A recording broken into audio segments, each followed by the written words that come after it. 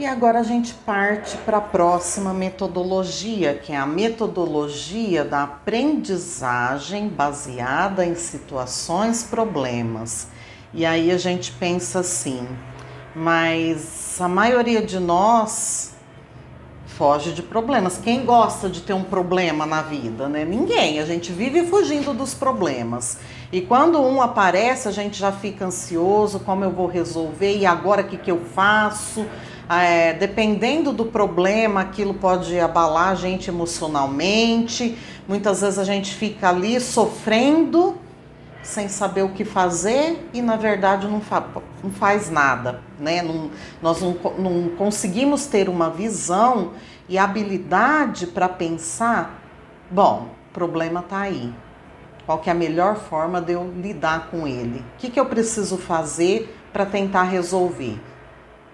É possível de ter uma solução? Se não tem solução, então também não vou sofrer, né? A gente não tem essa habilidade desenvolvida, né?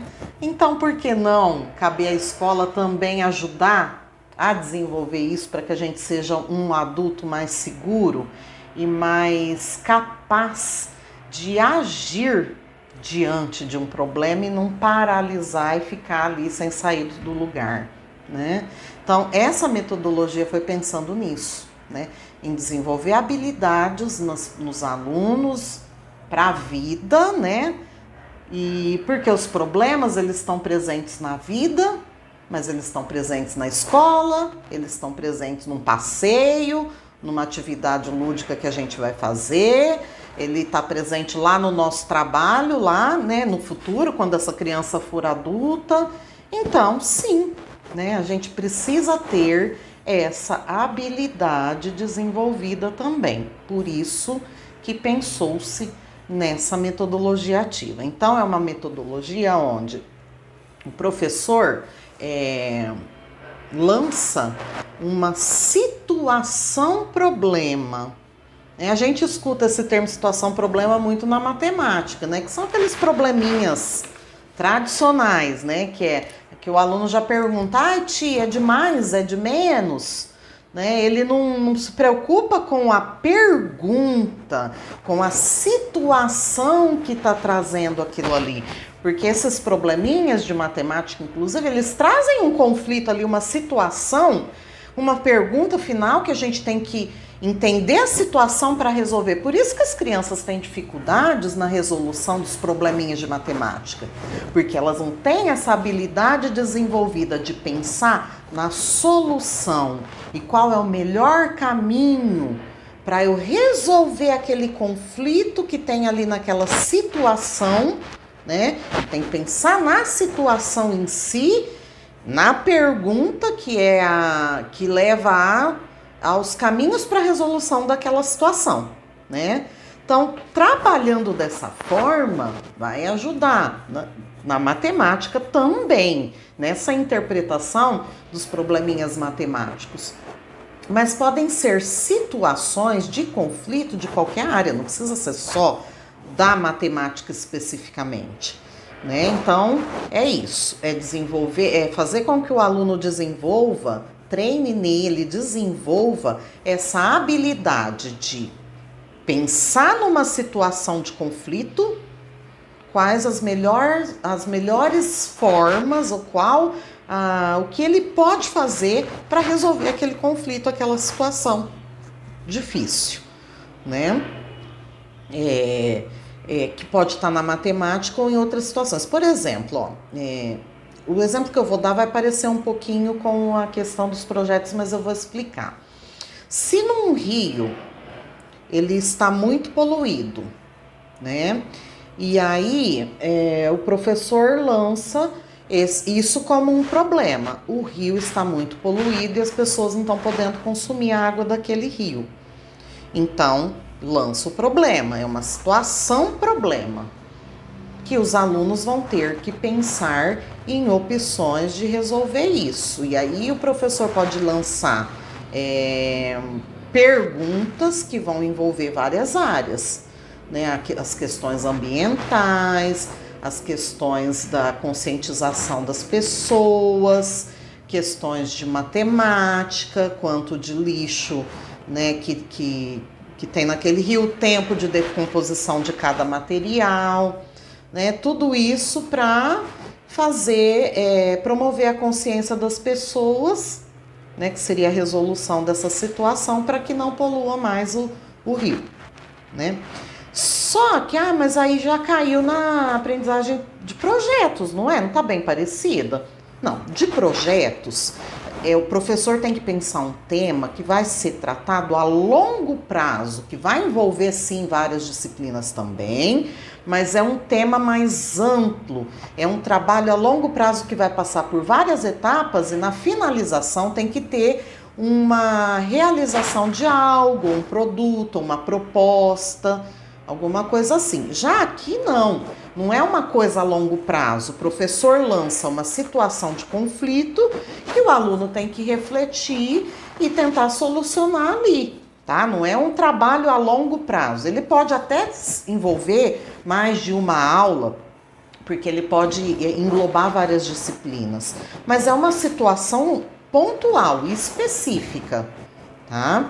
Não é uma situação ampla, que pode envolver várias coisas dentro de um tema. Não, é um problema específico. Então, é para ser trabalhado em todas as disciplinas? Não, ele pode ser trabalhado em várias disciplinas, mas ele realmente está presente muito na matemática, tá? E o professor conduz isso nunca dando a resposta. Por exemplo, o professor lança um desafio de matemática e dá um tempo para os alunos resolverem. Esse professor nunca vai dar a resposta para o aluno nesse tipo de trabalho. Ele vai passando de carteira em carteira, observando, fazendo perguntas. Se ele percebe que o aluno está indo para um outro caminho, ele tem que fazer perguntas produtivas, perguntas reflexivas, perguntas intencionais, pensadas. Não é qualquer pergunta que o aluno vai responder sim ou não. Nunca pode ser uma pergunta onde o aluno responda sim ou não, né? Tem que ser uma pergunta que o aluno vai ter que pensar para elaborar uma resposta dentro daquilo ali. E como seria isso, então, dessa pergunta produtiva, reflexiva? Vou dar um exemplo de uma atividade que eu fiz com os meus alunos. Eu, esse ano, estou com uma turminha de 5º ano. E o meu meio de comunicação com eles e com as famílias está sendo através de um grupo com os pais no WhatsApp.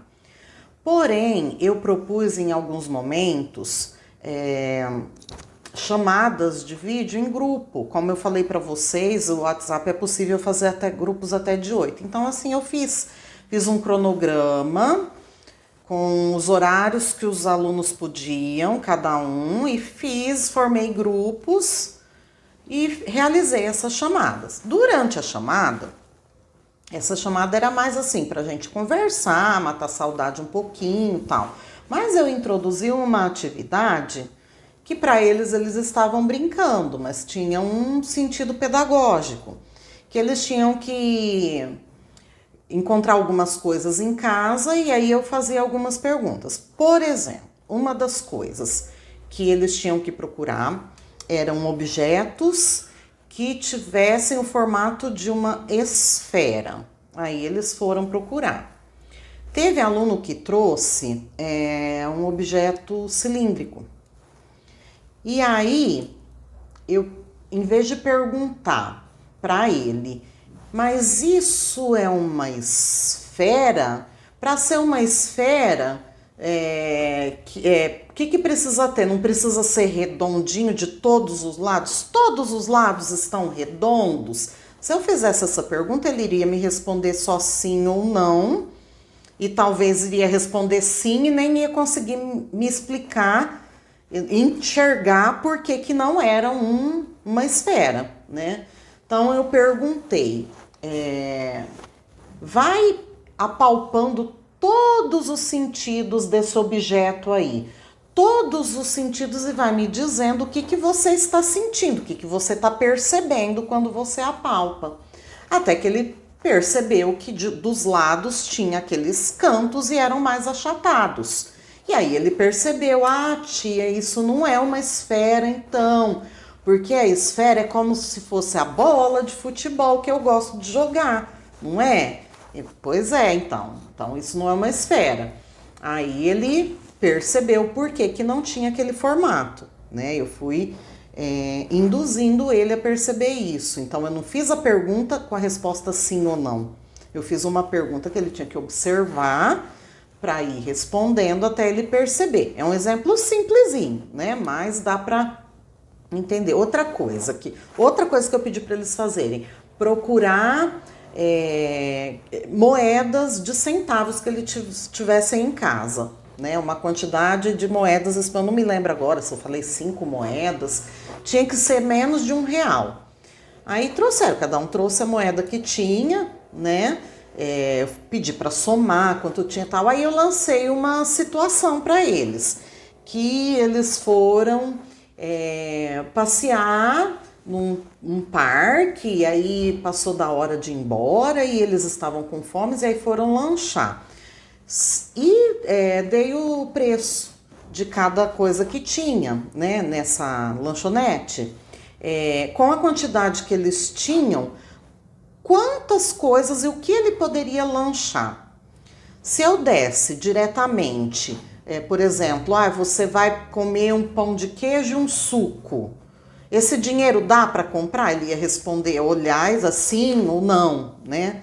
Não, eu pedi para que eles observassem o que tinha, observassem o dinheiro que eles tinham, o que eles poderiam comprar para comer, aí quanto iria sobrar ou se iria faltar. Então são perguntas que ele vai ter que pensar e não vai me responder simplesmente sim ou não, né? Isso vai levando o aluno a refletir sobre o que ele está fazendo, né? Ele está sendo o ativo ali nesse processo, né? Porque eu estou só perguntando, fazendo as perguntas, induzindo a que ele pense e ele responda e chegue à resposta correta. Então é essa a metodologia de resolução de problemas. Aí, vamos supor que numa aula presencial ou não, eu lancei um problema, uma situação que eles tinham que refletir, resolver, aí eu fui observando, fui intervindo, fazendo perguntas, mas no final teve um aluno ou mais que ou chegou num resultado que não é o correto, ou simplesmente não conseguiu responder, né? Que fazer com esse aluno se eu não posso dar uma resposta pronta? Se eu não posso ir lá e falar para ele, é isso, né? Nessa metodologia a gente não pode dar a resposta. Tem um recurso que é o painel de resoluções. Se for na matemática funciona muito bem, mas dá para adaptar em qualquer disciplina também. Que aí a gente vai chamando os alunos, a gente observa aqueles alunos, ou em grupo ou individual, que conseguiram chegar em resultados e convida esses alunos a ir até o quadro e colocar a sua resposta e você vai ajudando. Se for uma criança que tem vergonha, que não quer, mas você vai intervindo, vai ajudando, vai fazendo com ela para que ela expresse a maneira de pensar. Isso é interessante, porque aí na linguagem da criança, às vezes aquela criança que não percebeu, ela entende. Interessante mais ainda porque para resolver um problema pode ter várias maneiras, várias formas diferentes. E na sala de aula, cada criança pode pensar de uma forma diferente, né? Então, intencionalmente, eu posso ir observando as crianças que responderam e chegaram a uma conclusão correta, mas de formas diferentes, né? E a gente vai apresentando para todos as várias formas de raciocínio, de pensar, os vários caminhos possíveis para resolver aquela situação. É muito rico esse trabalho com painel de soluções, tá? Pode ser na lousa, pode ser um cartaz que o aluno possa fazer, né? É uma forma de jogar para o coletivo as diversas maneiras de pensamento dos alunos. Eles costumam gostar bastante, principalmente os menores até 5º ano, eles gostam muito de participar, né? Então, é isso. Sugiro para vocês o site da revista Nova Escola. Quando, nas primeiras conversas sobre BNCC, eles lançaram um projeto Time de Autores, onde eles selecionaram professores do país todo, em cada disciplina, e dentro das habilidades, os professores elaboraram planos de aulas que estão disponíveis lá na plataforma. E o trabalho da matemática toda, desde a educação infantil até o ensino fundamental, foi pensado e foi elaborado todo com essa metodologia de resolução de problemas. Então, todo o conteúdo abordado em todas as séries, ela foi vista através dessa metodologia de perguntas reflexivas, levando o aluno a resolver uma situação e chegar à aprendizagem de um conteúdo específico. Tá? Então, é um material que está lá prontinho e disponível dentro desse pensamento, certo? Sugiro para vocês, é muito bom, tá? Inclusive, eu participei desse projeto, elaborei 15 planos de aulas de resolução de problemas não convencionais para terceiro ano. O que é problema não convencional? E o que são problemas não convencionais? São aqueles problemas que trazem um desafio a mais. Por exemplo, um problema que tem excesso de dados, né? Um problema faz uma pergunta específica, traz uma situação específica, mas coloca lá uma série de informações a mais. Então, o aluno ele tem que perceber que para resolver aquele problema, ele não precisa usar todos aqueles números que estão ali, né? Às vezes os alunos falam que problemas assim é como se fosse pegadinha, né? Ah, tem pegadinha, tia, né? Então são esses problemas, dados a mais ou falta de dados, né? Para resolver, ele precisaria de uma informação que não está ali. Então tem várias informações, mas a informação que eu preciso não está ali. Então o aluno tem que perceber que existem problemas sem solução, né? Que aquele problema é um problema sem solução. Se falta dados, né, se faltam informações essenciais para a resolução dele, então é um problema sem solução, né? Tem também quando a gente dá alguns dados e o aluno precisa elaborar um problema, uma pergunta e saber a resolução. Então, são alguns exemplos de problemas não convencionais. Que convencionais são aqueles certinhos, que tem os números, a quantidade certinha, uma situação que o aluno até pergunta, é de mais, é de menos, é de vezes, né? Que a pergunta, para responder aquela pergunta, as informações estão ali bonitinhas e só elas ali são suficientes, né? Então, aqueles probleminhas mais tradicionais que a gente encontra nos livros didáticos, tá? Então, se vocês tiverem curiosidade de pesquisar lá, tem bastante coisa legal e pronta para vocês.